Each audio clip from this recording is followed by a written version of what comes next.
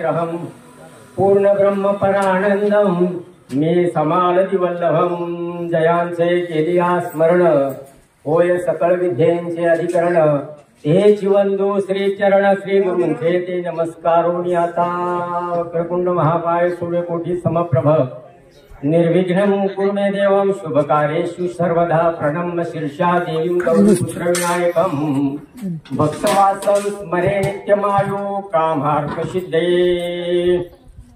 महायोगपीठे सठे धीमरथ्यां वरं कुण्डलिकाय दातृमुनीन्द्रे समागत्य तिष्ठत समानन्दकन्धं परब्रह्मलिङ्गं भजे पाण्डुरङ्गम् नमो सद्गुरु सुखया ज्ञानदीपा नमो सद्गुरु सच्चिदानंद रूपा नमो सद्गुरु भक्त कल्याण मूर्ती नमो सद्गुरु भास्करा पूर्ण कीर्ती नमो विठ्ठला राजया पांडुरंगा नमो रुक्मिणी माऊली ज्ञानगंगा नमो पुंडलिका नमो चंद्रभागा नमस्कार करूया रुक्मिणी पांडुरंगा वचनैका कमलापती माझी रंखाची विनंती करह जोडितो कथे काळी आपण असावे जवळी सेवेलागी सेवक झालो तुमच्या लागलो निज चरणा अहो स्वामी तुकया देवा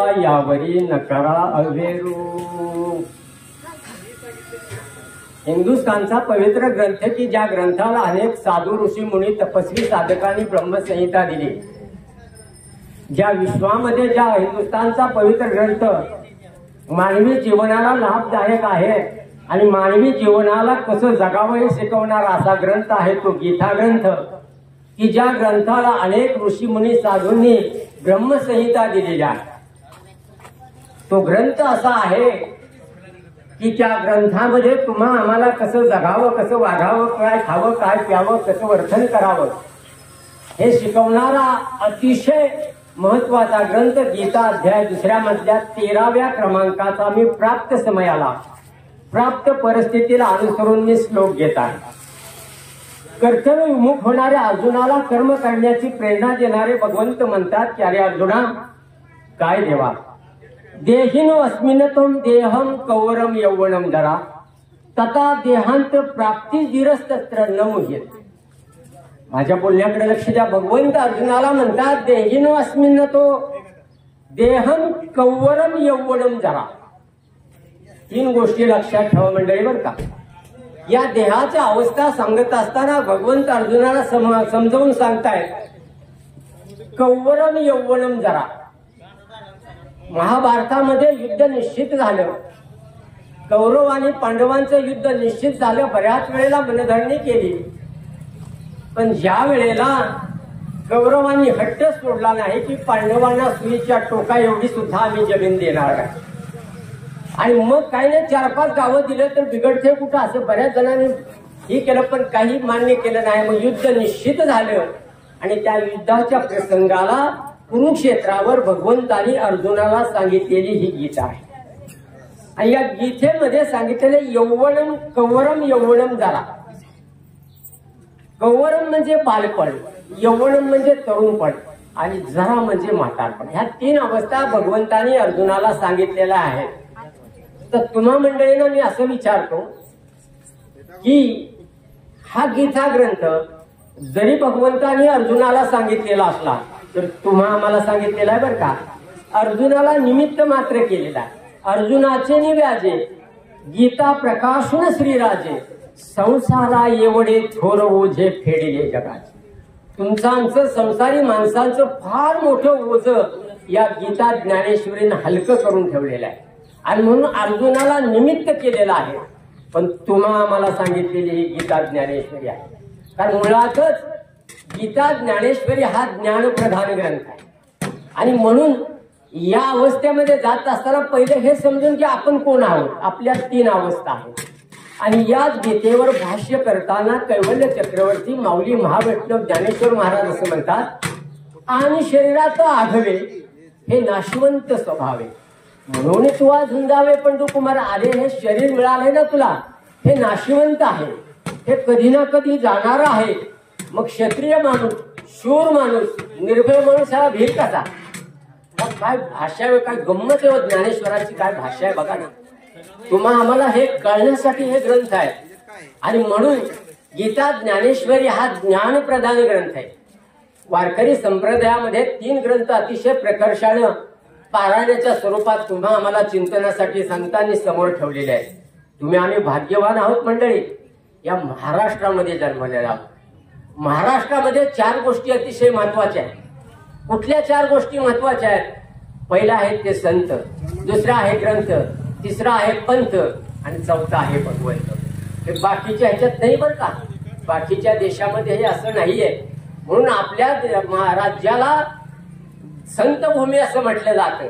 मग तुम्ही म्हणाल तुमचे काय करतात संत, काय करतात ग्रंथ, काय करतात पंथ आणि काय करतो भगवंत. तर संत लिहितात ग्रंथ, ग्रंथ ग्रंथ दाखवतो पंथ, पंथ भेटवतो भगवंत आणि एकदा का भेटला भगवंत की मन झाले शांत. संसारामध्ये मंडळी आपलं कधी मन शांत झाले का? मला हे करायचे, मला ते करायचे, मला हे राहिले, माझं ते राहिले. आणि एकदा का मन शांत झालं की आपल्या दुःखाचा झाला अंत. यासाठी हे ग्रंथ निर्मिती आहे संतांची. आणि म्हणून या 4 गोष्टी जरी महत्वाच्या असल्या तर त्या आपण समजून घेतल्या पाहिजेत. कारण संतांचे आपल्यावर अनंत उपकार आहेत मंडळी, अनंत उपकार आहेत. मी तर थोडं धाडसानं असं म्हणेल हरी महाराज, संतांनी या भूमीला अलंकृत केलं, सौभाग्यवती केलं, अन्यथा ही भूमी विधवा झाली असते.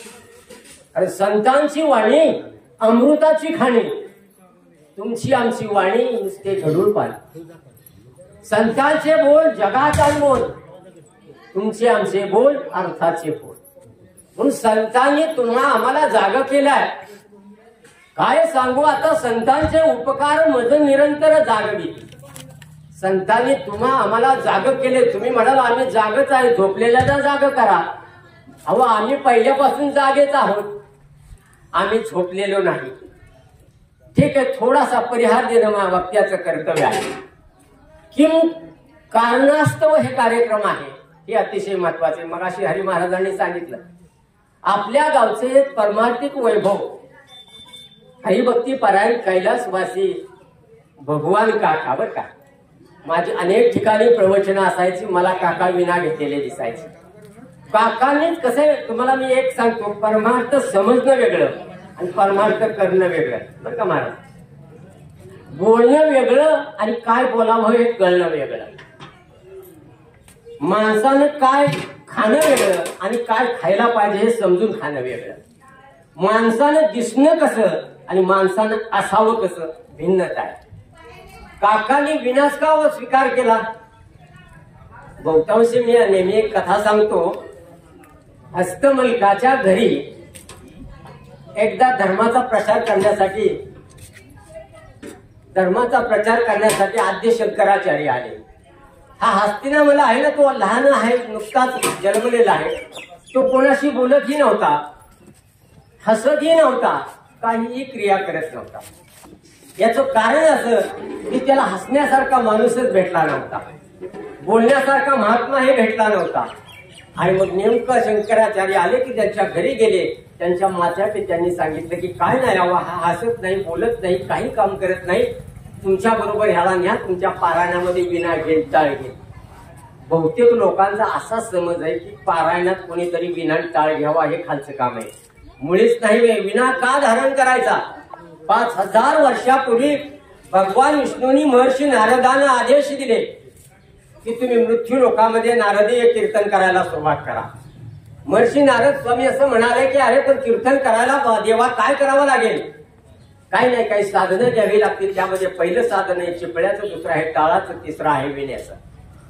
ठीक आहे, चिपळ्या उपलब्ध झाल्या पण टाळ काय त्यावेळेला उपलब्ध झाले नाहीत महाराज. मग चिपळ्या स्वीकारल्या. कृष्ण अवतारामध्ये वेणू धारण करताना वेणूचा आधार घेऊन भगवान श्रीकृष्णाने बासरी तयार केली. आणि विष्णूच्या आदेशाने याच नारद महर्षींनी वेणूचा आणि भोपळ्याचा आधार घेऊन विणा तयार केला. आणि मग विणा तयार केला तर त्याला झंकार पाहिजे, नाद पाहिजे. भजनाला, कीर्तनाला, सत्संगाला, प्रवचनाला नाद आणि लय अतिशय महत्वाचा. मग काय करावं? पुन्हा आदेश झाला सुस्वरस्वतीचं स्तवन करा. सुस्वरस्वती याचा अर्थ सुस्वरस्वतीचा अपभ्रंश झाला आणि सरस्वती असं नाव पडलं. सरस्वतीची आराधना केली आणि सरस्वतीनं झंकार असा नाद दिला आणि त्या तारा त्या विणामध्ये ओवल्या गेल्या आणि महर्षी नारदांनी मग कीर्तनाला सुरुवात केली.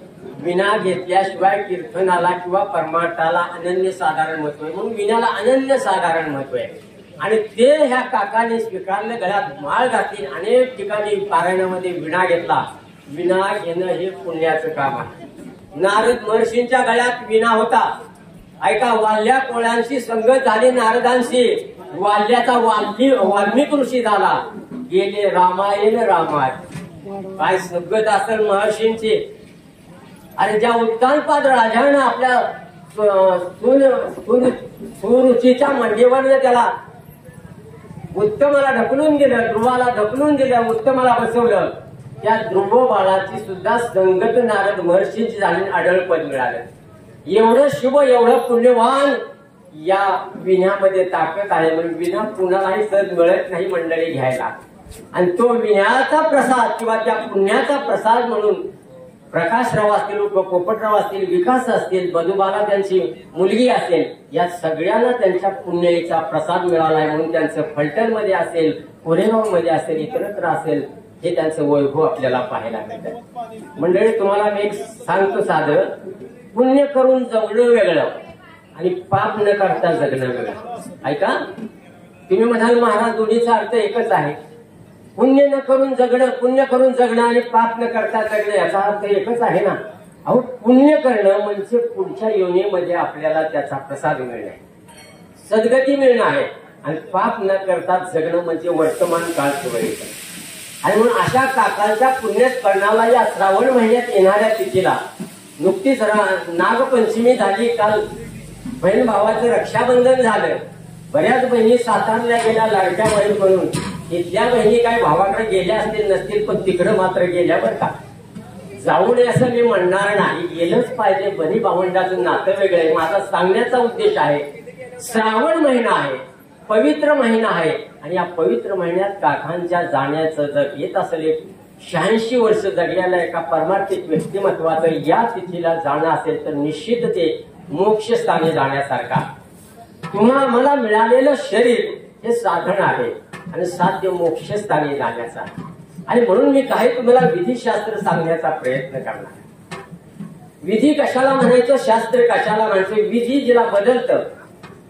या श्रावण महिन्याच्या काळामध्ये ब्रह्मा विष्णू महेशांनी या पृथ्वीची उत्पत्ती स्थिती आणि लय असं करायचं ठरवलं. आणि एके दिवशी श्रावण महिन्यामध्ये माता पार्वतीने आपल्या पतीला भगवान शंकराला शोधायला सुरुवात केली.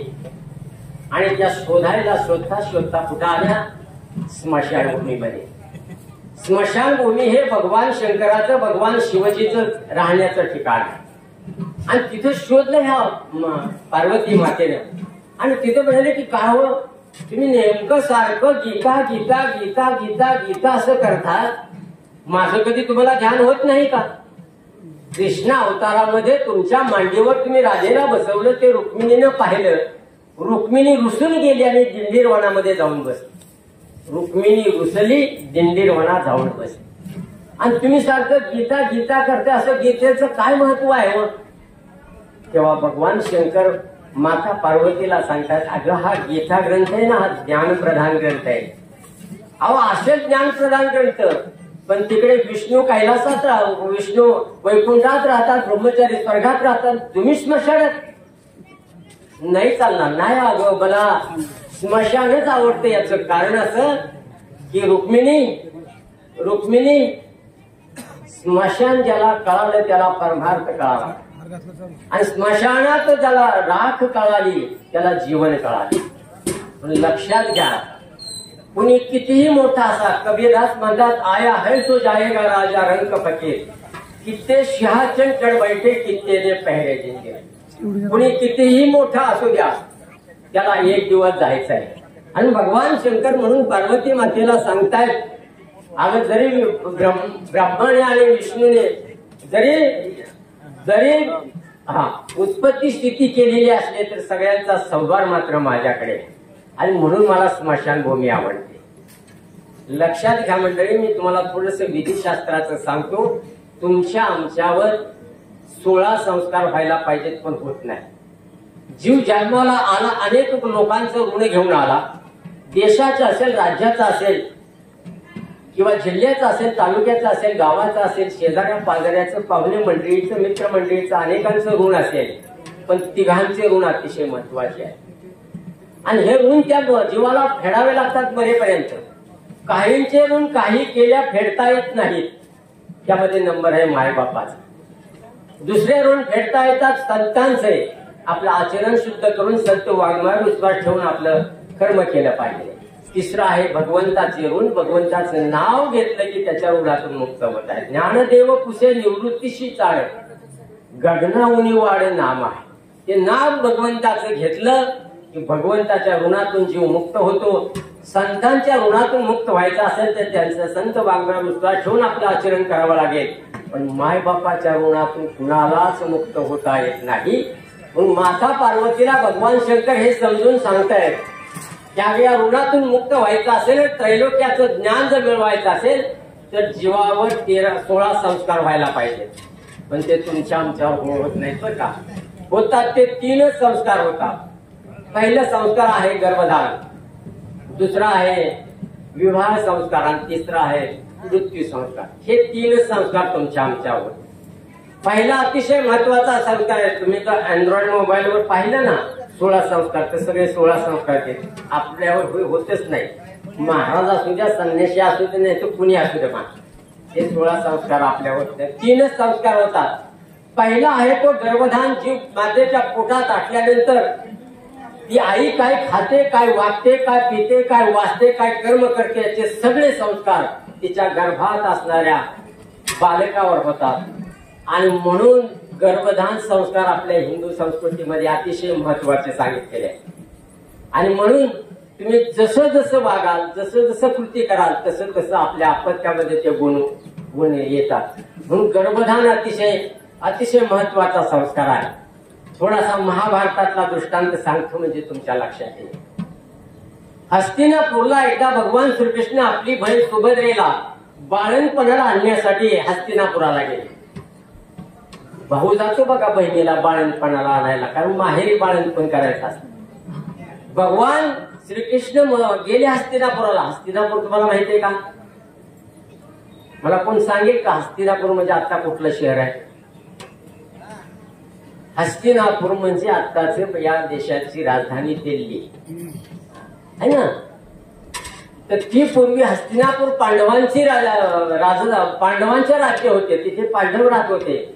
त्या हस्तिनापुरातून भगवान श्रीकृष्ण आपली बहीण सुभद्रेला घेऊन निघाले. त्यावेळेला काय अशा मोठारी नव्हत्या, विमानं नव्हती, 4 व्हीलर नव्हत्या. मग रथातून ते दोघं बहिणी भावंड निघाली. मी काय सांगतोय तुम्हाला? गर्भधान संस्कार सांगतोय. तिला असं घेऊन चाललेला असताना भागवतामध्ये किंवा महाभारतामध्ये कथा येते. अभिमन्यू हा अर्जुनाचा मुलगा आहे. अर्जुन हा शूर क्षत्रिय आहे, पण युद्धामध्ये तो मारला गेलेला आहे. का मारला गेला? वास्तविक ज्या क्षत्रियाचा मुलगा अभिमन्यू आहे तो रणांगणामध्ये युद्धामध्ये का मारला गेला? शास्त्रकारांना प्रश्न विचारला तेव्हा शास्त्रकारांनी त्याच्या आईकडे बोट दाखवलं, सुभद्रेकडे बोट दाखवलं. सुभद्रा दोषी आहे याचं कारण आता गर्भधान संस्कारामध्ये तुम्हाला मी सांगतोय. आणि मग असा रथ निघाला हा बने भावंडाचा. आणि त्यावेळेला सुभद्रा म्हणते की अरे दादा, इतक्या लांबचा प्रवास आहे, द्वारकेला जायचंय. आता बघा उत्तर प्रदेशमध्ये हस्तिनापूर, द्वारका गुजरात मध्ये किती वेळ लागणार आहे? पण जाता जाता मला काहीतरी दादा गोष्टी सांग, मला करमलं पाहिजे. म्हणून त्या गोष्टी सांगायला सुरुवात केली. पण दादाने एक अट घातली, मला गोष्टी येतात, पण एक होता राजा, त्याला होता 2 राजा, एक होती आवडती, एक होती नावडती. अशा नाही, मला युद्धाच्या येतात. युद्धाच्या प्रसंगाला गणिनी काव्याने कसा चक्रव्यूह भेदायचा, कसं शत्रूला नामोहरण करायचं, या गोष्टी येतात. आणि त्या भगवान श्रीकृष्णाने त्या गोष्टी सांगायला सुरुवात केली. सांगता सांगता चक्रव्यूह कसा भेदायचा इथपर्यंत गोष्ट आली आणि सुभद्रेला मंडळी झोपच लागली. आता मला सांगा, हे प्रवचन ऐकताना जर एखाद्याला झोप लागली तर प्रवचनकाराने काय सांगितलं त्याच्या लक्षात राहील का? नाही राहणार लक्षात. का तसं सुभद्रेची ती कथा अर्धवट राहिली, चक्रव्यूह भेदापर्यंत गोष्ट गेली. म्हणून शास्त्रकारांनी सांगितलं की अभिमन्यूला या युद्धात मारावं लागलं, कारण चक्रव्यूह कसा भेदायचा हे सुभद्रेने ऐकलं. अशा प्रकारे हा पहिला संस्कार आहे तो गर्भदान आहे, दुसरा आहे तो विवाह आहे. विवाह संस्कार हा सुद्धा देव अग्नी ब्राह्मणाच्या साक्षीनं तुमच्या आमच्यावर होतो. आणि एकदा का हा संस्कार झाला की त्यांच्या संसाराला सुरुवात होती. आणि तिसरा विधी आहे तो अंत्यसंस्कार विधी. या अंत्यसंस्कार विधी कुणालाही चुकलेला नाही. आणि या अंत्यसंस्कारानंतरच्या ज्या उपविधी आहेत तो पहिला आहे तो राख सावडणं, दुसरा आहे तो 13वा आणि तिसरा आहे पुण्यस्नान. आता या जे राख सावडणं आहे हा विधी तिसऱ्या दिवशी आपण करतो हिंदू धर्मशास्त्रामध्ये. पण हे जो 10वा आहे हा 10व्याला विधी म्हटलेला आहे आणि 13व्याला शास्त्र म्हटलेलं आहे. याचं कारण असं की 10वा मागे पुढे घेता येतो. भावकीचं लग्न असेल, अडचणी असतील, वार असेल, काही अशुभ घटना असतील किंवा काही घडलं तरी 10वा मागे पुढे घेता येतो. पण 13वा मागे पुढे घेता येत नाही. आणि मग हा 13व्याचा शास्त्राचा विधी हा करावाच लागतो. याचं कारण असं की मृत्यू पावलेल्या जीवात्म्याचा जीवखडा 13 दिवस घराभोवती आपण ठेवतो बा, जोड ठेवतो, रांगोळी घालतो, तसा ठेवतो. जीवखडा 13 दिवस होतो. ज्यांनी कोणी पाणी धरलेलं आहे त्याने ते सर्व काय क्रिया करायच्या असतात. आणि म्हणून तो जीवखडा असा ठेवलेला असतो. आणि हा जीवखडा 13व्या दिवशी नंतर प्रवासाला निघतो. आपल्यावर संस्कार किती व्हायला पाहिजेत? 16 व्हायला पाहिजे. होतात किती? 3च होतात. म्हणजे राहिले किती? 13. हा 13वा शास्त्राप्रमाणे हा जीवखडा पुढच्या प्रवासाला निघतो. हा प्रवासाला निघाल्यानंतर पुढे वैतरणी नदी लागते. ती वैतरणी नदी त्याला पार करायची असते. त्यावेळेला मात्र त्याला 48 दिवस लागतात त्या वैतरणी नदीपर्यंत जायला. आता हे 13 आणि हे 48 किती झाले? गणित येत नाही कोणाला महाराज? 13 आणि 48 61 दिवस झाले. 61व्या दिवशी हा जीवात्मा त्या वैतरणी नदीवर पोहोचतो. ती वैतरणी नदी साधी नसते, पाण्याची नसते, मलमूत्र दुर्गंधीची असते, रक्तपोहांची असते. बघा, तुम्ही जे जे कर्म केलेलं असेल त्या त्या कर्मानुसार तुम्हाला त्या त्या प्रकारचं भोगावं लागतं. आणि त्या योनीतून जात असताना ती वैतरणी नदी पार करताना तिथे कामधेनू नावाची गायी असते. त्या गायीचा आधार घेऊन आपल्याला ती वैतरणी नदी पार करायची असते. तुम्ही जर एखाद्या दिवशी एखाद्या वेळेस तुमच्या जन्मामध्ये काही गोदान केलेलं असेल, गायीची पूजा केलेली असेल तर सहज ती वैतरणी नदी आपल्याला पार करता येईल. आणि जर तुम्ही काहीच चिंबूटपणा केलेला असेल, कंजूसपणा केला असेल तर मग मात्र आपल्याला त्रास झाल्याशिवाय राहत नाही. मी का सांगतो मंडळी, संतांनी आम्हाला कसं वागावं हे शिकवलं. गीता ज्ञानेश्वरीने तुम्हा आम्हाला कसं जगावं हे शिकवलं. श्रीमद भागवतानं तुम्हा आम्हाला कसं भरावं हे शिकवलं. राजा परीक्षितीला 7 दिवसात सर्पदंशकाचा शाप होता. तो 7 दिवसामध्ये सुद्धा मोक्षस्थानी गेला. भागवताने कसं मरावं हे शिकवलंय. मंडळी, जगणं आपल्या हातात आहे, पण चांगलं मरणं हे सुद्धा आपल्यात आहे. माणसानं असं जगावं मंडळी, असं जगावं की मरतानाही जगल्यासारखं वाटावं. संत कबीरदास म्हणतात, तुम आए इस जगत में अब ऐशी करनी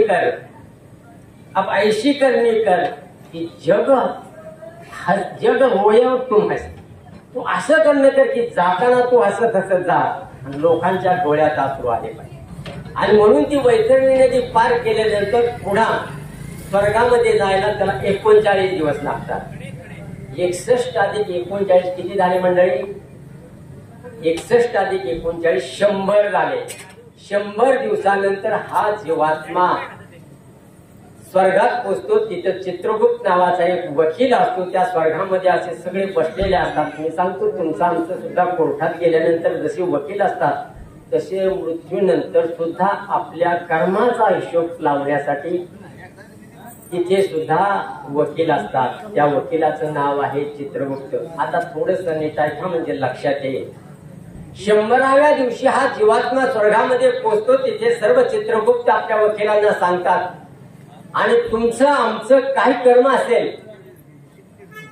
त्या जीवात्म्यानं जन्मलेल्यापासून मृत्यूच्या मृत्यूच्या क्षणापर्यंत केलेलं पुण्य, आणि जो जीवात्मा इथून गेल्यानंतर त्या कुटुंबातल्या लोकांनी केलेलं पुण्य, याची बेरीज केली जाते. येते का लक्षात?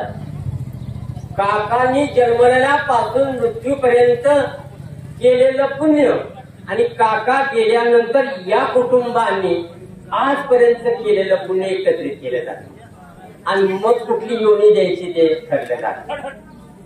तुमच्या आमच्या बघा 3 गोष्टीवर पुनर्जन्म अवलंबून आहे. पहिला आहे पाप, दुसरा आहे वासना, तिसरा आहे कर्म. मग म्हणून मी मगाशी तुम्हाला सांगितलं की पाप न करता जगणं आणि पुण्य कमवून जगणं वेगळं आहे. 3 गोष्टीवर आपला पुढचा जन्म अवलंबून आहे. पहिली आहे पाप. महाभारतामध्ये धृतराष्ट्रानं पाप केलं आणि ते पाप त्याला या जन्मी फेडावं लागलं. त्याची 100 मुलं त्याच्या समक्ष मेली, कारण मागच्या जन्मी त्याने एका हरणीची शिकार करण्यासाठी गेले असताना एका सर्पिणीची 100 पिलं त्यानं जाळून मारले. 100 सुना विधवा झाल्या. हा हस्तिनापूरचा सम्राट आहे धृतराष्ट्र. ज्या गीतेची सुरुवातच झाली, कर्मक्षेत्रे कुरुक्षेत्रे समवेता युस्तव मामकः पांडवा शैव किम कुर्वत संजय. अंध व्हावं लागलं. 100 पुत्र त्याच्या समक्ष गेले. 100 सुना विधवा झाल्या. का हो झाला एवढा सम्राट असताना? मागच्या जन्मीचं पुण्य. म्हणून तुमचं आमचं जन्म मिळण्यासाठी पहिलं कारण आहे ते पाप आहे. दुसरं आहे वासना. भागवतामध्ये तुम्हाला संक्षिप्ताने दृष्टांत सांगतो. ज्या देशाला भारत हे नाव पडलं, तो भरत ऋषी, तो राजा जडभरीत सुद्धा साधना करायला गेला, जंगलात गेला, नदीमध्ये स्नान केले. काही ना, आता आपलं राहिलेलं आयुष्य भगवंताला समर्पित करायचं, चिंतन करायचं आणि आपण संन्यास घ्यायचा. गेला सरयू नदीमध्ये पोचला, पाणी उचललं, सूर्यनारायणाला अर्धवी केलं, आणि त्याच वेळेला एक गर्भीण हरणी त्या नदीवर चाललेली होती. वाघाची दरकाळी आल्यामुळे, ती गर्भीण असल्यामुळे तिचा गर्भ तिथे पडला. वाद या राजा जडभरताच्या हातात आला. त्याने हातात घेतला, हा गर्भ स्वच्छ केला, पुसला, स्वच्छ केला, आणि त्या पाळसाला घेऊन हा राजा जडभरीत आश्रमात गेला. त्याची शुश्रूषा करायला लागला, त्याला सांभाळू लागला. ते पाळस हळूहळू हळूहळू मोठं व्हायला लागलं. मोठं व्हायला लागलं की ते पाळस काय करायचं? ते राजा जडभरीत बसला का नाही, मांडीवर बसायचं, खांद्यावर बसायचं, खेळायचं. चिंतनात भंग यायचा, त्याच्या वैराग्यपणात त्याचा भंग यायचा. आणि मग काय, असं वार्धक्य आलं, आणि मग हा राजा जडभरीत सारखा म्हणायला लागला, मी गेल्यानंतर ह्या पाळसाचं कसं होईल, मी गेल्यानंतर ह्या पाळसाचं कसं होईल, मी गेल्यानंतर ह्या पाळसाचं कसं होईल. 8व्या अध्यायामध्ये भगवंत म्हणतात, अंतकालेची मामेव स्मरण मुक्त्वा कलेवरम यम प्रयाती समद्भाव याती नाट्यस्त संशय. भगवंत म्हणतात, अरे अंत काळाला माझा आठव केलास, माझं स्मरण केलंस, मला नामस्मरण केलं, तर पुनरपि जननम पुनरपि मरणम पुनरपि जननी जठरे शयनम. तुला हा संसाराचा गर्भवास भोगावा लागणार नाही. कधी? अंत काळाला तू स्मरण केलंस तर. या राजा जडभरताना अंतकाळाला स्मरण पाळसाचं गेलं, पुढचा जन्म हरणीचा मिळाला. भागवतामध्ये राजा जडभरीत हरणी गर्भी गेला, तो हरणीच्या योनीमध्ये गेला. आणि तिसरं जे आहे ते कर्म आहे. तुम्ही आघा कर्मे जेवरायो ते सुख दुःख फळाय. तुम्ही जे जे कर्म करताय ते सुखाच्या किंवा दुःखाच्या याच्यामुळे येतात. आणि म्हणून या चित्रगुप्तामध्ये 100 दिवसानंतर या पाप पुण्याची बेरीज केली जाते, आणि याचा निकाल तिथले वकील द्यायला जवळजवळ 265 दिवस लागतात. बरोबर? 265 आणि हे राहिलेले 100 किती दिवस झाले? 365. म्हणजे बरोबर वर्ष श्राद्ध. याला वर्ष श्राद्ध शास्त्रात म्हणतात, की जे वर्ष श्राद्ध आज काकांचं आहे. आणि वर्ष श्राद्धाला आपण गोड जेवण देतो. झाले कसं आहे, दुःख सर्वांनाच आहे. एक तुकाराम महाराजांचा प्रसिद्ध अभंग आहे, जन्माचे ते मूळ पाहिले शोधून दुःखाचे कारण जन्म घेईल. अहो जन्म घेणे हे मुळातच दुःख निर्मितीचं कारण आहे. हा तुम्हाला आम्हाला बघा ना, सगळं दुःखात आहे, या दुःखावर मात करण्यासाठी हे प्रवचन कीर्तन आहे. तुम्हा आम्हा मंडळीला प्रवचन आवडतं, कीर्तन आवडतं, सत्संग आवडतं, भजन आवडतं, परमार्थी कार्य आवडतं, पण त्यातले काय गुण सांगितलेले ते आवडत नाही. म्हणजे कीर्तन आवडतं पण कीर्तनातलं आवडत नाही. मंडळी परमार्थ कीर्तन असेल, प्रवचन असेल, हे मनोरंजनाचं साधन नाही. पहिल्यांदा लक्षात घ्या, हे आपल्या उद्धाराचं साधन आहे. मिळालेला देह हा उद्धार करून घेण्यासाठी मिळालेला देह आहे. म्हणून माता पार्वतीला भगवान शंकर सांगतात, हा अगं ज्ञानप्रधान ग्रंथ आहे. तुला जर ज्ञान मिळवायचं असेल तर गीतेचा आधार घ्यावाच लागेल, कारण हा ज्ञानप्रधान ग्रंथ आहे. 9व्या अध्यायामध्ये पहिल्या नंबरचा एक श्लोक आहे, इदम तु ते गुह्यतम प्रवक्ष्यामि सूयवे ज्ञान विज्ञान सहितम यज्ञत्वं मोक्षसे शुभा. अरे अर्जुन, आहे ज्ञान जर मी तुला दिलेस, तू आचरणात आणलंस, त्या प्रमाणात तू वागलास, तर तुला येणारे दुःखे सुद्धा शुभ वाटायला लागते. तुझ्यावर येणारे संकट येणार नाही तसं नाही, पण येणाऱ्या संकटाची तीव्रतामध्ये कमी होणार आहे. असा हा ज्ञानप्रधान ग्रंथ आहे. ज्ञानेश्वर महाराज म्हणतात, ते ज्ञान पैगावरवे जरी मनियाची आणावे, तरी संताया भजावे सर्वसे. हे असं महान असा ज्ञानप्रधान ग्रंथ भगवान शंकर माता पार्वतीला सांगतात. तुम्हाला थोडासा दृष्टांत सांगतो, कारण या ज्ञानप्रधान ग्रंथामुळे तुम्हाला आम्हाला स्वसत्वाची जाणीव होती. आम्ही स्वतःला एक प्रश्न विचारा, मी कुठून आलोय, मला कुठं जायचंय, मला काय करायचं, हे प्रश्न विचारा बर का. मिळालाय मानवी देह, कर्म करतो, प्रत्येक उठल्यापासून संध्याकाळ झोपेपर्यंत प्रत्येक जण करतोय.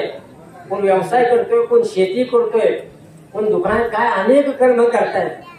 पण ते करत असताना मी कोण आहे, मी कुठून आलोय, मला कुठे जायचं, या 3 गोष्टीचं स्मरण झालं पाहिजे. स्वस्वरूपाची जाणीव करून देते हा ग्रंथ. एक नुकतंच सरकारी नोकरी लागलेलं एक नवविवाहित कुटुंब नोकरीमध्ये जॉईन झालं आणि नोकरीच्या ठिकाणी एका खेडेगावामध्ये हे जोडपं राहायला गेले. भाड्यानं खोली घेतली, हा राहायला गेला. सकाळी 10 वाजता जायचा, संध्याकाळी ड्युटी संपली की 5 वाजता घरी यायचा. आणि घरी आला की दोघांचा सुरळीत असा संसार चालू होता. एके दिवशी दुपारच्या वेळेला एक धोतर नेसलेले, नेहरू शर्ट नेसलेले, डोक्यावर टोपी असलेले, हातात काठी असलेले एक वृद्ध माणूस त्या खोली समोर आल्याने त्यांनी कडी वाजवली. कडी वाजवल्याने त्यांनी नुकतेच लग्न झालेल्या त्या नववधूने त्या मुलीनं दार उघडल्याने विचारलं, कोण आपण. ती म्हणाली, अगं तुम्हाला ओळखलं नाहीस, मी मामा. तिला वाटलं माझं नुकतंच लग्न झालंय, यांची मामा कोण, मामे कोण, बाचे कोण, काका कोण, मावशी कोण, काहीच माहित नाही. तिनं हात बसवलं, पाठ दिला, चहा ठेवला, पाणी दिलं, सर्व काही यथोचित स्वागत केलं. कण्वर ऋषींनी आपली मुलगी शकुंतला सासरी जात असताना काही उपदेश केले होते की अगं शकुंतले, तू ज्या वेळेला सासरी जाशील त्यावेळेला पतीला परमेश्वर मान, दिराला सुद्धा भाऊ मान. जसं की आपण एखाद्या देवाची पूजा करीत असताना पहिल्यांदा शंखाला पुजतो, घंटेला पुजतो, देवालाही पुजतो, धुतो, स्वच्छ करतो, तसं शंख रूपी दिराला तू तुझा भाऊ मान, घंटी रूपी तुझी ननंद असेल तिला सुद्धा बहीण मान, पतीला परमेश्वर मान, सासू सासऱ्यांना आई वडील मान, असे संस्कार केले होते शकुंतलेला. तसे संस्कार या मुलीवर झाले होते, म्हणून तिनं सुद्धा त्याच्या आग्रहात येते. संध्याकाळ झाली, ते नोकरीवरनं तिचे मालक आले आणि लांबूनच तिने सांगितलं, ऐकलत का, मामा आले. आता त्याला लांबूनच वाटलं की हिचं आपलं लग्न नुकतंच झालं, हिचे मामा कोण, मावशी कोण, काका कोण, काही माहित नाही. ते तसेच माघारी येते, बाजारात आंबे आणले, मामांना आंबरस चपाती. ऐका बर का, आंबरस चपात केली, यथेच्छ मामा जेवले. 2 दिवस झाले, 3 दिवस झाले, मामा काय जायचं नाव घेत नाही. एकांतात त्या दोघांनी असं ठरवलं. कसं मंडळी, पाहुणा बी आला तर पाहुण्यांचे 3 प्रकार पडतात. एक उत्तम पाहुणा, एक मध्यम पाहुणा आणि एक लाचट पाहुणा. उत्तम पाहुणा घरी आला की काय करतो, ह्याली कुशाली विचारतो, पाणी बिणी पितो आणि जाऊ का म्हणतो, चहा नको, बरं ठीक आहे, चहा जास्तीत जास्त. मध्यम पाहुणा काय करतो, जास्तीत जास्त काही जेव्हा आलाय तर तुम्ही आता पोहे खा, थोडस चहा घ्या, बरं ठीक आहे. पण लाचट पाहुणा जेवल्याशिवाय मुक्काम केल्याशिवाय, हे 3 प्रकार पडतात. ह्या दोघांना वाटले काही नाही, मग एकांतात त्यांना खाऊ मामा मी 7-8 दिवस झाले जायचं नावच घेत नाही. तुम्ही नक्की कोणाचे मामा, कुठले मामा, आम्हाला काही कळे ना वा तुमचं आमचं नातं. तेव्हा ते मामा म्हणले, अगं मी गाव मामा. आता तुम्ही मला ओळखलं ना, आता मी चाललो दुसऱ्या. माझा दृष्टांत मंडळी इथं संपला. या दोघांना त्या मामांचं स्वरूप कळालं तेव्हा आपल्याला कळालं. म्हणून हा ज्ञान प्रदान ग्रंथ हा स्वस्वरूपाची जाणीव करून देतो. हे जाणीव करणं अतिशय महत्वाचे, म्हणून हा ज्ञान प्रदान ग्रंथ. दुसरा आहे तो भक्ती प्रधान ग्रंथ, ज्याला श्रीमद भागवत असे म्हणतात. भगवान शिवजी माता पार्वतीला हे सांगतात, हे लक्षात घ्या, श्रावण महिना आहे. अरे हा भागवत ग्रंथ आहे तो मनुष्याने कसं जगावं हे शिकवणारा ग्रंथ आहे. राजा परीक्षितेला भगवान शुकाचार्याने जो उपदेश केला आणि 7 दिवसामध्ये तक्षक नागाच्या सर्पदंशाने मरणारा हा शापित परीक्षिती राजा हा स्वर्गस्थानी गेला, मोक्षस्थानी गेला, असं श्रीमद भागवत आपल्याला शिकवलं. बस एकच चिंतन करायचं असतं की संत वाङ्मयाचं चिंतन. तिसरा ग्रंथ आहे तो ज्याला वैराग्य प्रधान ग्रंथ, तो तुकाराम महाराजांचा गाथा. सर्व संतांनी संसार केलेत बर का, एकमेव माऊली ज्ञानेश्वर महाराज सोडले तर सर्व संतांनी बहुतांशी संसार केलेलेच आहेत. संसार करू नका असं संतांचं म्हणणं नाहीच आहे, पण संसारात देवाला विसरू नका. देवाला जर विसरला तर तुम्ही काहीतरी पाप कर्म करताय असा त्याचा अर्थ. म्हणून संसार करा. तुका म्हणे भार घा, तुका म्हणे घालू तयावरी भार, वाहू हा संसार देवा. तुम्ही हा भार संसाराचा देवावर घालावं. मी माझं कर्म सात्विक करणार आहे, काही झालं ते चाल सात्विक करणार आहे. पण आपलं तसं होत. माता पार्वतीला हे समजून सांगतात, त्याने हे कर्म करायला शिकलं पाहिजे. एक तुम्हाला दृष्टांत सांगतो, हरी महाराज तुमच्या उपयोगाला येईल. एक पडकी विहीर होती, कमरावर पाणी होतं, चढायला पायऱ्या होत्या, वर कठडा बांधलेला होता. त्या विहिरीला थारुळ होतं आणि त्या थारुळ्यामध्ये बाबळीचं झाड होतं आणि ते वटलेलं होतं, असं गुळगुळीत झालेलं होतं. आणि त्यावर एक माकड आणि माकडी वरी जायचे खाली यायचे, वरी जायचे खाली यायचे, खेळ खेळत बसायचे. शेजारी जंगल असल्यामुळे काही लोक लाकूड तोडायला येत होते, काही शिकार करायला येत होते, काही मध गोळा करायला येत होते. असा तो परिसर असा होता. आणि त्या परिसरामध्ये ह्या क्रिया चालू होत्या. ती माकडी वर जायची. आणि एक दिवस श्रावण महिन्यामध्ये पौर्णिमेच्या दिवशी एक आकाशवाणी झाली. ऐका हो ऐका, या विहिरीमध्ये कोण उडी टाकेल, पशु पक्षी असेल तर तो माणूस होऊन वरती येईल, आणि माणूस असेल तो देव होऊन वरती येईल. काय आकाशवाणी झाली? पशु पक्षी प्राणी असेल तर माणूस होऊन वरी येईल, आणि माणूस असेल तर देव माणूस म्हणून ओळखते. तर शेजारी एक लाकूड तोडणारा माणूस होता. तो आला आणि त्याने विचार केला, अरे मी माणूस आहे आणि अशी आकाशवाणी झाली आहे. भगवान शंकर म्हणतात, माता पार्वती तू श्रद्धा आहेस, मी विश्वास आहे. ऐका मंडळी, श्रद्धा ही बदलत असते, विश्वास हा स्थित प्रज्ञा असतो. आहे ते स्थित प्रज्ञा. आता मी डोळे झाकले आणि मी चिंतन केलं तर मी कदाचित फलटणमध्ये असेल, माझ्या संघटनेमध्ये असेल, आणि उघडले तर मी इथं काकांच्या पुण्यस्मरणाच्या कार्यक्रमात इथं आहे हे समजणं, ह्याला विश्वास म्हणायचं. आणि डोळे झाकल्यानंतर कुठं तरी आहे, याला श्रद्धा म्हणतो. म्हणून पार्वती माता तू श्रद्धा आहे म्हणून माझ्यावर तू शंका घेतेस, गीता गीता गीता असं म्हणते. आणि तो मग लाकूड तोडा ओढणार होता. तो आला विहिरीच्या काठावर, बघितलं पाणी, बघितलं, देवाचं स्मरण केलं आणि उडी टाकली. आणि पटकन तो देव होऊनच बाहेर आला. म्हणजे कानी कुंडल मोती हा रूप पाहता सुख झाले हो चालणे. देवासारखा आला, कुंडल कुंडनात चिंतन करत करत गेला, असं वर्णन त्या कथेमध्ये आलेलं आहे. आता हे घटना घडल्यानंतर त्या बाभळीच्या झाडावर बसणाऱ्या माकड आणि माकडीने ते पाहिलं आणि ते एकमेकाकडे पाहू लागले. आणि मग त्या कठड्यावर आले आणि दोघांनी निर्णय घेतला, काही नाही आता आपण विश्वास ठेवायचा त्या माणसासारखा. त्या पशु पक्षी जे प्राणी होते त्या माकड माकडीनं उडी टाकली आणि पटकन ती माकडी होती ना, तिथे एक सुंदर अशी तरुणी झाली. आणि तो माकड होता ते सुंदर असा तरुण झाला आणि वरती आला. वरती आल्यानंतर हे दोघे एकमेकाकडे बघायला लागले. आता करायचं आपलं, मी काय सांगतोय, तुकाराम महाराज म्हणतात थोडी आशा ठेव, म्हणजे आशा सोडली पाहिजे. जीवनामध्ये जगत असताना आपल्याला कसं 1 रुपया मिळाला की 10 रुपये मिळावेत असं वाटतं, 10 मिळाले की 100 मिळावेत असं वाटतं, 100 मिळाले की 1000 मिळावेत असं वाटतं. 1000 मिळाले की लाखभर मिळावेत असं वाटतं. हे दोघांनी एकमेकाकडे पाहायला सुरुवात केली. काय नाही आता आपण अजून उडी टाकायची देव व्हायचं. आकाशवाणी काय झाली, एकदाच झाली. आता तो तिला समजावतो, अगं नको टाकायला उडी, झाले एवढं पुष्कळ झालं, मिळालं एवढं धन आपल्याला पुष्कळ झालंय, त्याच्यापेक्षा जादा काय.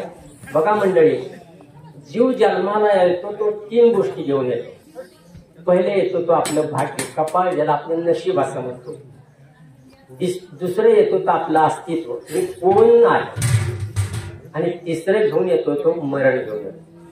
आपल्या कपाळामध्ये जे भाग्यामध्ये आहे तेवढंच आपल्याला मिळतं.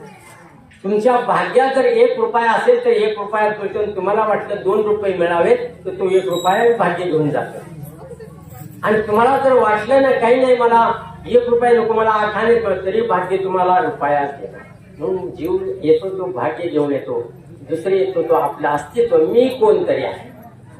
हे मजशिस्तव झाले ज्ञानोबराय म्हणतात 4थ्या अध्यायामध्ये 81व्या क्रमांकाची एक ओवी आहे. हे मजशिस्तव झाले परिज्ञानही केले, ऐशे जेने जाणितले तो सुटला.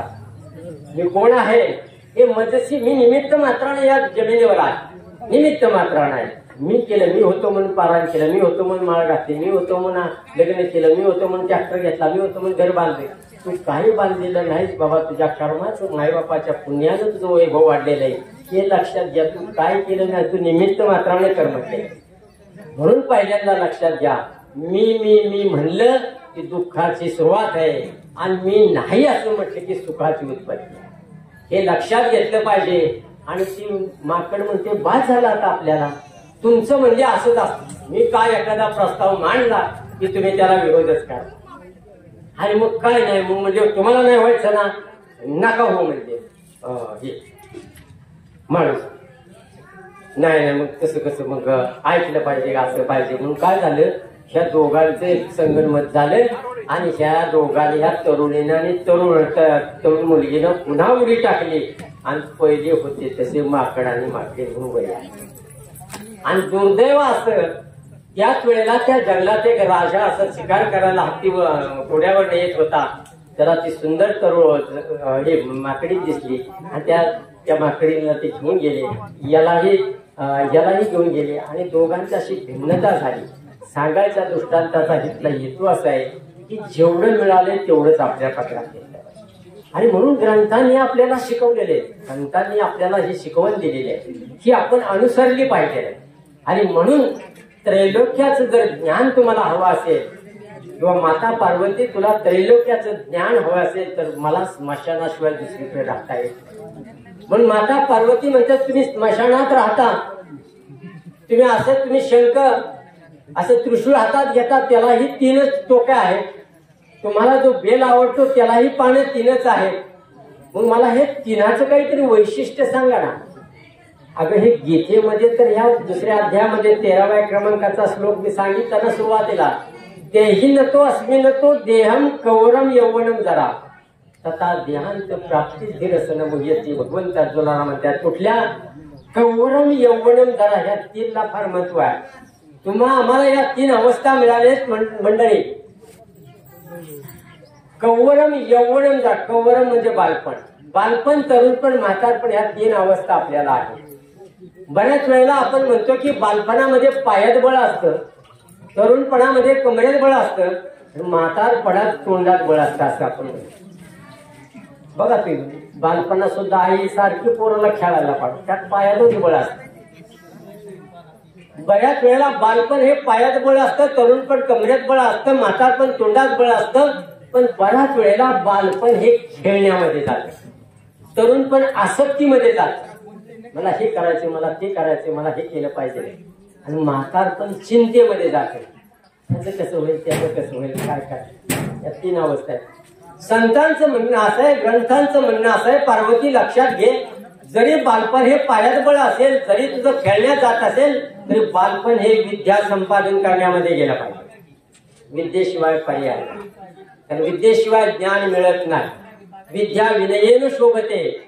जसं मनुष्याला ज्ञान असतं तशा त्याला इच्छा होतात, आणि तशा इच्छा होतात तसा तो कर्म करतो. म्हणून ज्ञान शुद्ध पाहिजे, म्हणजे इच्छा शुद्ध होतात. आणि एकदा इच्छा सुद्धा झाला की त्याप्रमाणे सात्विक कर्म मनुष्य करतो. म्हणून या 3 अवस्थेमध्ये बालपण हे सुद्धा अतिशय महत्वाचं आहे.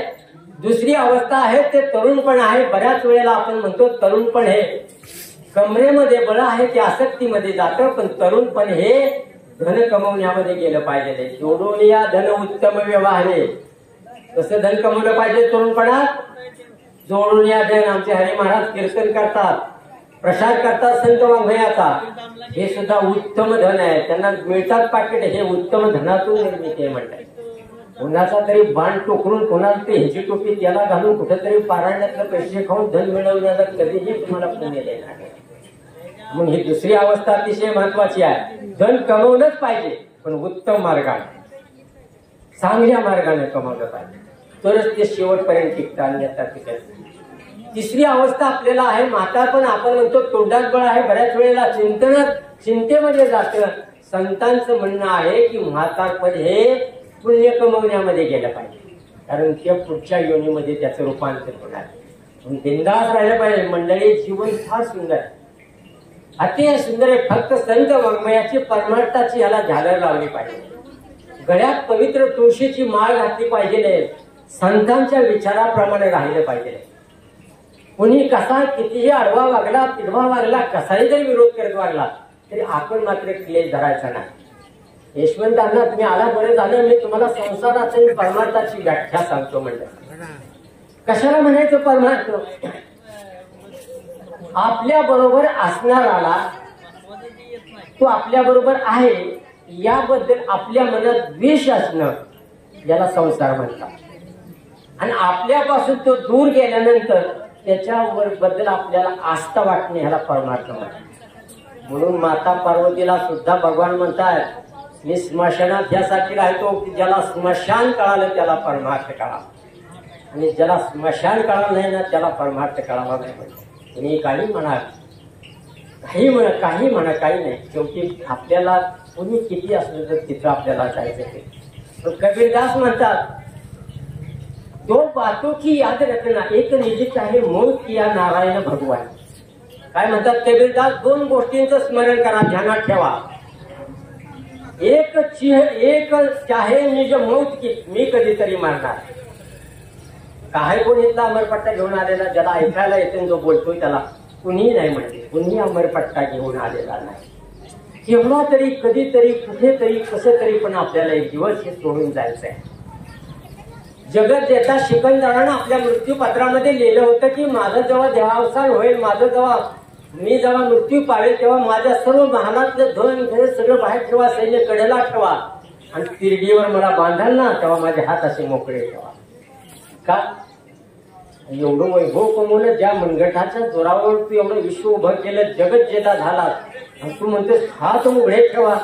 त्याचं कारण असं होतं की मी येताना काही आणलं नाही, जाताना काही नेणार नाही, म्हणून माझ्या हात. म्हणून मंडळी, आपण कितीही जरी कमवलं, किती जरी बांधलं, किती जरी साठवून ठेवलं तरी आपल्या बरोबर ते येणार नाही. काही माणसं संततीसाठी संपत्ती कमवतात, काही संपत्तीसाठी संतती कमवतात. पण संतांचं म्हणणं असं आहे की संततीसाठी संपत्ती कमवूच नका, त्यांना कमावतं का तर ती सुधारत्या. म्हणून मी मगाशी सांगितलं की अनेक ऋणांच्या जीवनात मुक्त झालं तर माय बापांच्या ऋणातून जीवाला मुक्त होता येत नाही. तुम्ही कितीही मोठे व्हा, पण माय बापापेक्षा कुणीही मोठा होणार, कुणीही मोठा होणार नाही.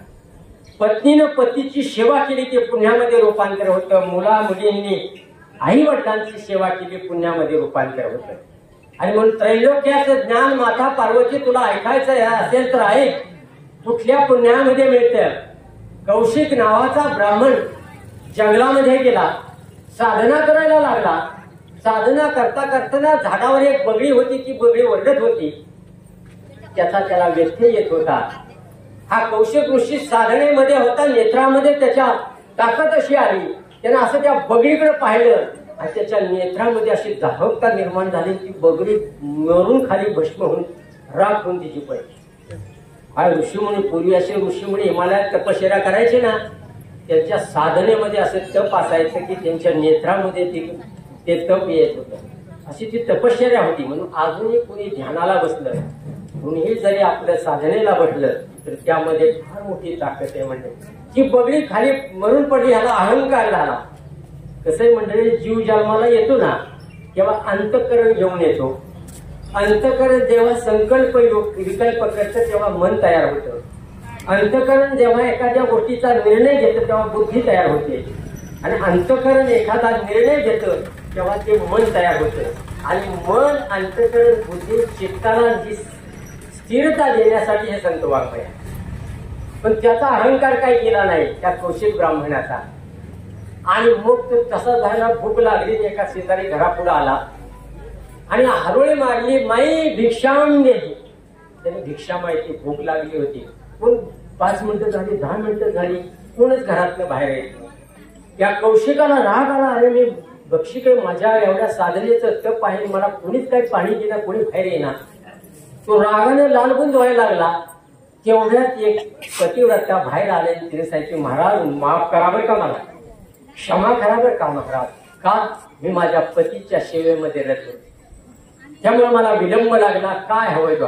काय हवंय म्हणजे मी 5 मिनिटं इथं वाट बघतोय, तू माझ्यासारख्या एवढ्या तपस्वीला तू साथ देत नाही, तपस्वीला भिक्षा देत नाही.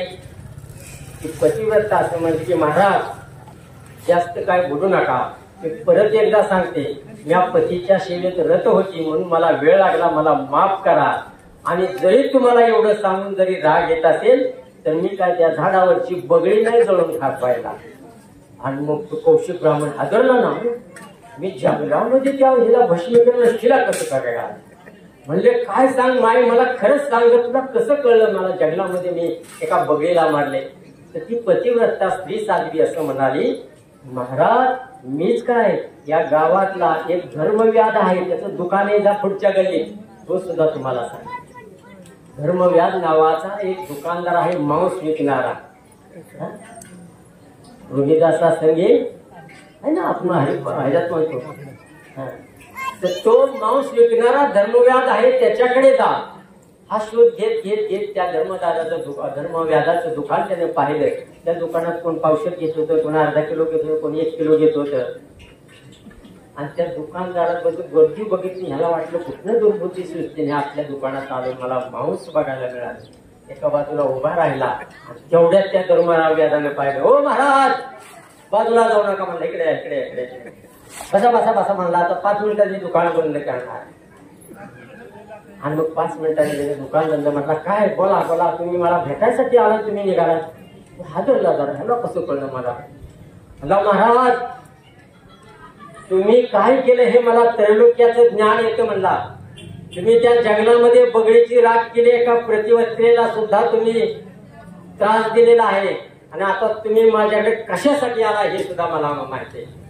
माता पार्वतीला भगवान शंकर सांगतायत की आपल्या कर्मावर त्रैलोक्याचं ज्ञान अवलंबून आहे. मग म्हणले सांग, मग तुम्हाला हे कसं कळालं. धर्मव्याधाला प्रश्न केला कौशिक ब्राह्मणानं, तुम्हाला हे कसं कळालं म्हणे. त्यावेळेला हा धर्मव्याध म्हणला की चल माझ्या घरात. त्यांनी घरात दिलं ह्या कौशिकाला. एका पॉटवर आपली आई होती, दुसऱ्या पॉटवर वडील होते, यांची मी सेवा करतो झाल्यानंतर. आणि या सेवेचं फळ मला त्रैलोक्याचं ज्ञान मिळालं. मंडळी माझा सांगण्याचा दृष्टांत असा आहे, जेवढं जेवढं पत्नी पतीची पतिव्रतेप्रमाणे सेवा करेल आणि मुलं आपल्या आई वडिलांची यांच्यासारखी सेवा केली, माय बापे अवघी काशी याने का जावे ते काशी. तुका म्हणे माय बापे अवघी देवाची स्वरूपे, काय काशीला कुठं जायचं नाही, आई बापांची सेवा करा. मुलांना आणि मुलींना जन्मल्यानंतर 2 वेळेला परीक्षा द्यावी लागते, मुलीला परीक्षा द्यावी लागते. आपलं लग्न होईपर्यंत आई वडिलांची मान खाली जाणार नाही असं कर्म करावं लागेल, तरच ती पास झाली. आणि मुलाला लग्न झाल्यानंतर आई वडिलांना सोडून बाहेर गेला की तो नापास झाला, किती मोठा असू द्या, काही उपयोग नाही, तो नापास झाला. किती मोठा असू द्या, श्रीमंत असू द्या, नोकरीवर पदाधिकारी असू द्या, काही नाही. कुणी जरी मायबापापेक्षा मोठा होऊ शकत नसेल आणि मानत असेल स्वतःला मोठा, तरी एक दिवस पतन झाल्याशिवाय राहत नाही. संत किंबहुना धनोदरा, जो माथेशी उदरा तो माथेचा सोय राहते तुला. काय ज्ञानेश्वरांची भाषा आहे म्हणजे आपलंही तसंच होतं. निंदा मोठी की ऐके, कपाळ धरून ठाके, थेंबे गिरे निवारे सुखे चिकलू जायचे. निंदा केली की आपल्याला कपाळ धरावं असं वाटतं, स्तुती केली की हुरळून जावं असं वाटतं. जणू काय एखादा पाऊस पडला आणि चिखलाचं चिखल झाला, मऊ झाला की चालता येतं, आणि उन्हामुळे सुकलं की जोडा काढून चालायचं म्हणलं तर टाचला रुटते. असं आपलं होतंय म्हणलं. हे सुधारण्यासाठी हे प्रवचन, त्यासाठी हे पुण्यस्मरण आहेत, त्यासाठी हे जीवन आहे. पवित्र तुळशीची माळ गळ्यात घाला, एकदा तरी वारी करा, परमार्थाला समजून घ्या. परमार्थ हे महाधन जोडी देवाचे चरण. माता पार्वतीला हे भगवान शंकर सांगतायत, अगं परमार्थ हे फार मोठं धन आहे की जे धन मला या स्मशानात मिळालंय. म्हणून स्मशान निवासी आहे हे भगवान शंकर. स्मशान ज्याला कळालं त्याला परमार्थ कळाला, आणि म्हणून परमार्थ हे फार मोठं धन आहे. मुळात परमार्थाचा अर्थच बघा तुम्ही. परम म्हणजे श्रेष्ठ, आणि परम म्हणजे श्रेष्ठ, आणि धन म्हणजे संपत्ती. श्रेष्ठ संपत्तीची प्राप्ती म्हणजे परमार्थ, कारण ते देवाचं चरण जोडतं. मला तुम्ही सांगा, तुम्ही किती इस्टेट मिळवा, भावाला वाटून द्यावी लागते का नाही? बहिणीनं जर दावा केला तर तिला बी द्यावी लागते. पण परमार्थिक धन वाटणीच होत नाही म्हणताय. आणि हे परमार्थिक धन असं आहे की ते दिल्यानं वाढतं म्हणताय. फार मोठं वाढत राहते. आणि मग हे वाढत दिलं तर परमार्थ कळला की त्याला त्रैलोक्याचं ज्ञान. म्हणून अतिशय सेवा हा धर्म सांगितलेला आहे. तुमच्या आमच्या मानवी जीवनामध्ये कशाला म्हणायचो परमार्थाची साधी जर व्याख्या केली तर माझ्याकडून होणाऱ्या कर्माचा दुसऱ्याला त्रास झाला नाही पाहिजे, याला कर्म म्हणतात. म्हणून आहे त्या परिस्थितीत आपण आनंदी राहणं हे जगण्याचं सार्थक आहे. म्हणून संतांनी आम्हाला ही शिकवण दिली आहे. समशत्रूच मित्रेच तथा मानातो मान योग, शीतोष्ण सम दुःखेची समसंग विवर्जिता.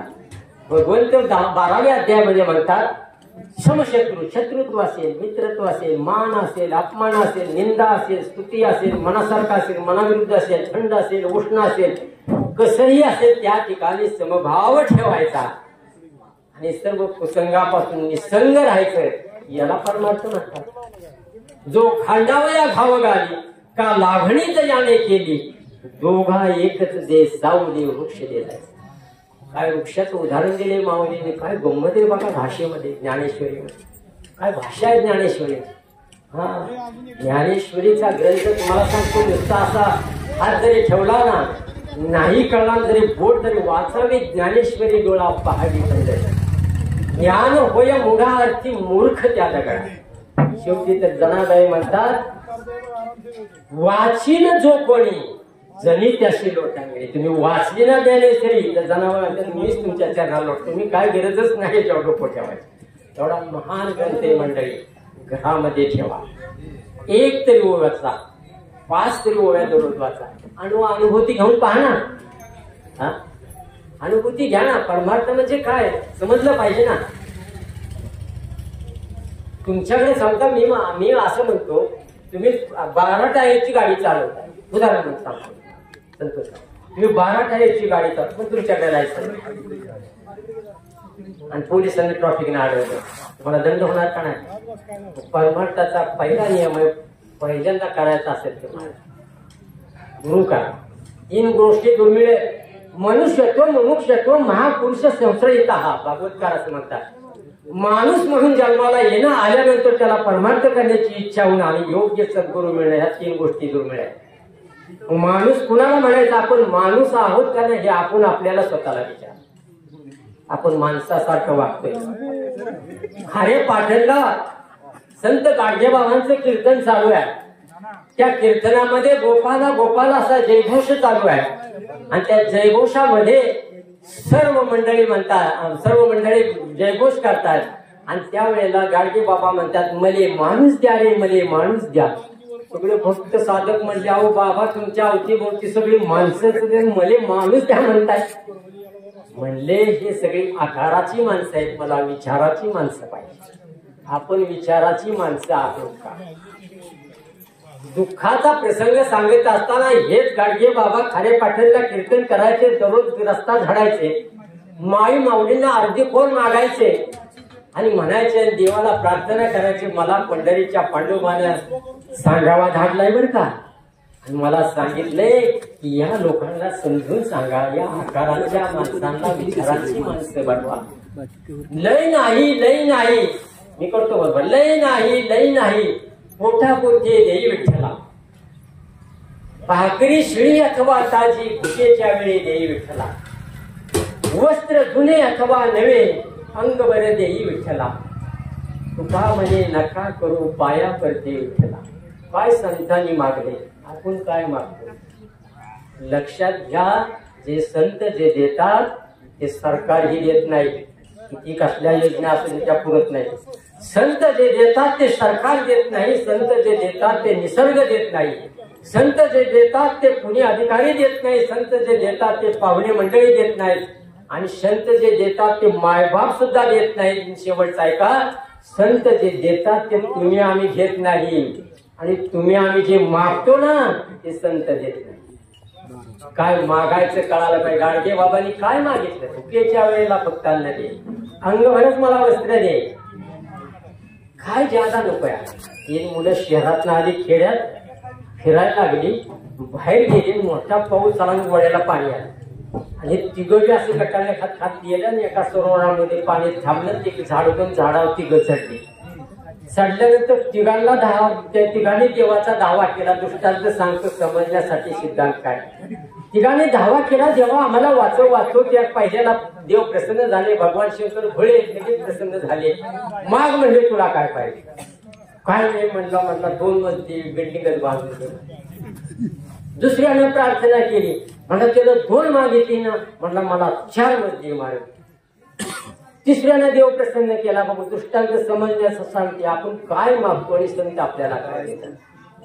तिसऱ्याला म्हणजे तुझा माग, त्याने देव प्रसन्न करून म्हणला महाराज, मला देवा नक्की देणार आहे का, म्हणला वचन दर द्या, नक्की नक्की देणार. म्हणजे काही करू नको, त्या दोघांना हेतू होत तसं आणायचं आपलं मागणं असतं. माझं वाईट झालं तरी चाल, पण त्याचं पहिलं वाईट झालं. म्हणून संत बघा लक्षात घ्या. म्हणून महत्वाचं आहे की झिहर कोणाला जिरत नाही. झिहर कोणाला जिरत नाही. पापी कधी करत नाही, पुण्यवान कधी मरत नाही. आणि हे आपल्या डोक्यात शिरत नाही, म्हणून आपण दुखतो. ते शिरण्यासाठी काकांनी विना घेतला असेल का, सरस्वतीचं स्तवन त्यांनी केलं असेल का, काकांच्या पुढं वाकावं असं वाटलं असेल. ते विनाधारक होते, परमार्थिक होते. म्हणून मार्थाशिवाय तरुणोपाय नाही म्हणले. गावात एक तरी कीर्तनकार असावा, वार्डामध्ये एक तरी प्रवचनकार असावा, ग्रामदेवता प्रसन्न असते. माना अथवा नका माना. घरात एक तरी माळकरी असावा, घरावर कुलदेवता प्रसन्न असते. काय ह्या पोपटरावचं, विकासरावचं हे किंवा मधुबालांचं एवढं ऐश्वर्य असेल. त्यांनी केलेल्या पुण्याचं हे व्याजच म्हणायचं ना. हा म्हणून माय बापे केवळ काशी तेने न जावे तीर्थास. बस शेवटी थोडस प्रवचनाचा सांगतेकडे जातो. 11:56 झालेत. आपल्याला 12:05 फुलं टाकायचे. फुलं टाकताना कुणीही फुलं वाहायला टाकायला घेऊ नका. फुलं फिरवले जातील, फक्त स्पर्श केला. कुटुंबातले सगळे लोकांनी येऊन त्यांनी पुष्पवृष्टी करा. आम्ही आमच्या वारकरी संघटनेमध्ये असं करतो. पवित्र तुळशीची गळ्यात माळ घाला. व्यसन कधी करू नका. कांदा मुळा भाजी अवघी विठाई माझी म्हणणाऱ्या संत सावता माळ्यांची भाजी पाठीत घेऊन, पाठीत डोक्यावर घेऊन लोणांच्या बाजारात बसावं लागतं. घ्यावं ही भाजी, ही मेथीची भाजी, ही शेपू आहे, ही कोथिंबीर आहे, हा देशी मुळा आहे, अनेक रोगांचा क्षय करणारी भाजी आहे, का म्हणावं लागतं. 33 कोटी देव असणाऱ्या गायीच्या उदरात निर्माण झालेलं दूध डेऱ्यांना घ्या म्हणावं लागतं. आणि तंबाखूची पुडी, गुटख्याची पुडी, दारूची बाटली दुकानात जाऊन द्या म्हणावं लागतं. हा फरक आहे. घ्या घ्या आणि द्या म्हणून व्यसन कधी करू नका. 3 व्यसन कधीच नसावीत माणसाला. पुराणात सांगतो तुम्हाला. पहिलं व्यसन शिकारीचं नसावं. शिकारीमध्ये 3 गेले. शिकारीमध्ये गेला पंडूराजा, शिकारीमध्ये गेला दशरथ राजा आणि शिकारीमध्ये गेला परीक्षिती राजा. राजे गेले शिकारीमध्ये. हे सस धरणारे, पारव धरणारे, घरपड्या उकरणारे हे असले शिकारी नाही करून उपयोगाचा. म्हणजे कशासाठी जीवन मिळाले. व्यसनामध्ये पहिलं शिकारीचं व्यसन कधी करू नका. दुसरं करू नका, जुगारीचं व्यसन कधी करू नका. जुगारीमध्ये 2 जण गेले. जुगारीमध्ये गेला नळराजा आणि जुगारीमध्ये गेले पांडव. द्रौपदीला सुद्धा पणाला लावली होती, पांडव सुद्धा जुगारीमध्ये गेले होते. म्हणून लक्षात घ्या, एसटीचा बोर्ड बदलेल, दररोज खाण्याचा मेनू बदलेल, कीर्तनकाराचा अभंग बदलेल, प्रवचनकाराचा श्लोक बदलेल, मंदिरात खेळणाराचा पत्ता बदलेल, सरड्याचा रंग बदलेल, पण कशातच बदल होत नाही त्याला म्हणतात परमार्थ. ज्याला नाही भंग त्याला म्हणतात अभंग. असे अभंगातले अनुस्वार वेलांटी काहीही भंग होत नाही. एवढा मोठा परमार्थ आहे, कशाला वाईट मार्गाला लागला. आणि तिसरं व्यसन आहे ते दारू. दारू मध्ये 56 कोटी यादव गेल्या. एखाद्याला जर दारूचं व्यसन लागलं ना, तो कोळसा घ्यायचा, पाण्यात बुडवायचा, भिंतीवर लिहायचं घराला कीड लागली. दारूचं व्यसन सर्वात पाहिजे. संत वाङ्मयात मी पंडिताच्या कराडकरांच्या व्यसनमुक्ती संघटनेत असतो. मी हे सांगतो, अखराम काका आपण हे बऱ्याच वेळेला प्रवचन दशविधीचे ऐकलेले. आम्हाला कोणी निंदा अथवा वंदा, समाज सुधारण्यासाठीचा हा प्रपंच मांडलाय संतांनी. कशासाठी वाङ्मय तयार केलाय? दारूचे व्यसन लागले की काहीतरी विकणारच तो, काहीतरी केला. काय होतं तुम्हाला सांगू का? या धनाची झाली तुटी, स्त्री वस्व सोन लागे पाठी, नावडती साऱ्या गोष्टी, रागे उठे फडफडणी. अरे पत्नी सुद्धा रागाने फडफड फडफड करे दिसते आपल्याला. शेतीची कामिनी विवाह केला तिला धर्मपत्नी आहे, आणि तुझं दारू प्यायला लागला तर असं होतं. आणि मग पुढं काय होतं सांगू का तुम्हाला? ओघानं आले. दणहीन पुरुषाचे घरी, स्त्री पुरुष कलहो माघारी, दौडोनी घरा बाहेरी, काळी तसे पुरुषाचे. काय अवस्था आहे मंडळी सांगा. हा नुसतं स्पष्ट करायला काय अवस्था आहे मला सांगा. अहो शेजेची काम दार उघडते, लाच घालून घरा बाहेर काढते, एवढं दारूचं व्यसन पाहिजे. म्हणून व्यसन कुठलं करू नका. आणि कलियुगामध्ये 2 व्यसन कधी करू नका. पहिली आहे ते तंबाखू, दुसरा आहे ते मिसरी.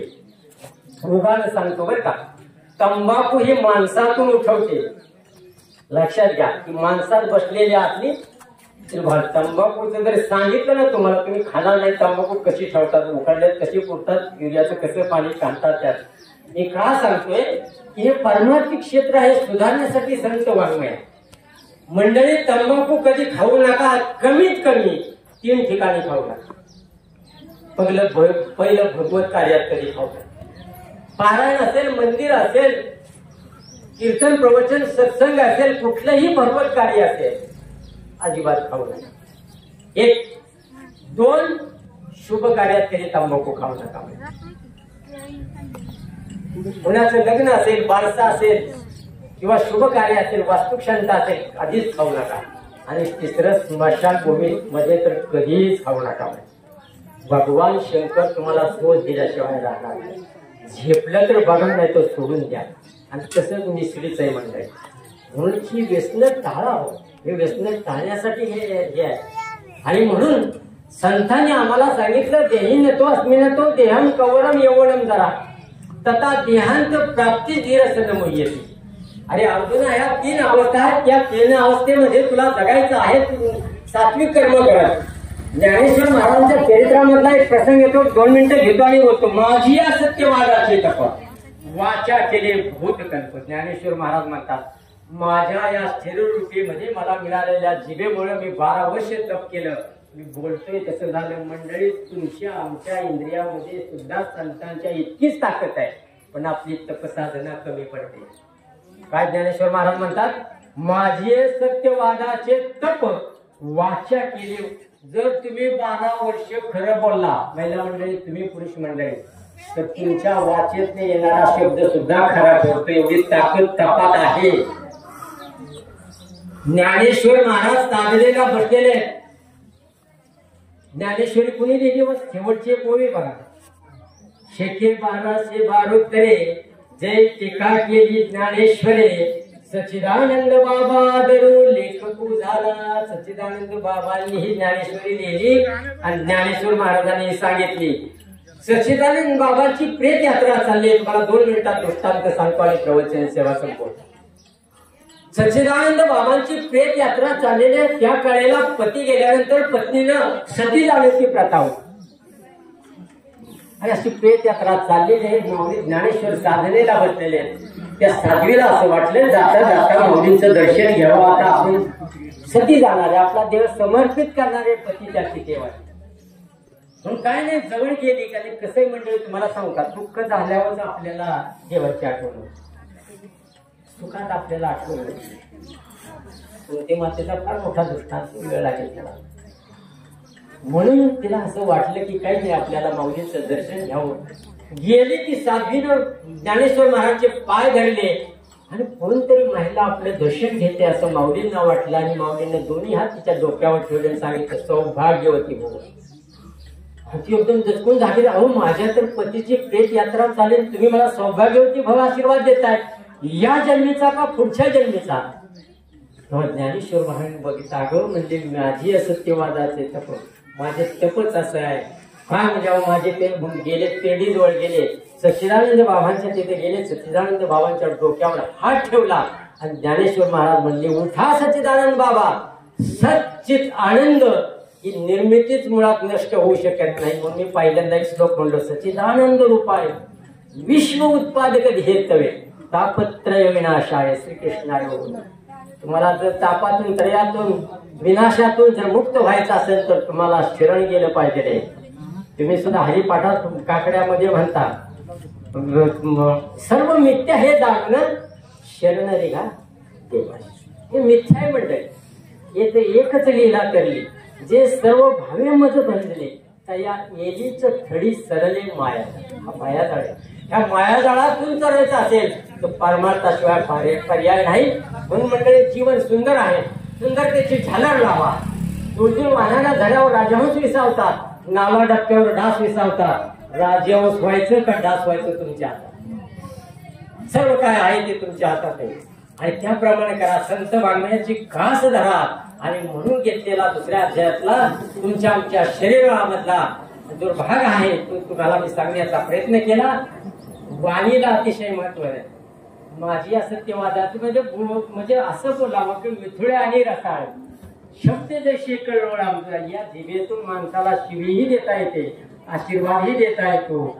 या जिभेनं एखाद्याचं वाईटही बोलता येतं, चांगलंही बोलता येतं. कसं बोलायचं ते ठरवा, त्याप्रमाणे करा. हेच मला काकांच्या वर्ष साधनानिमित्त सांगायचं आहे.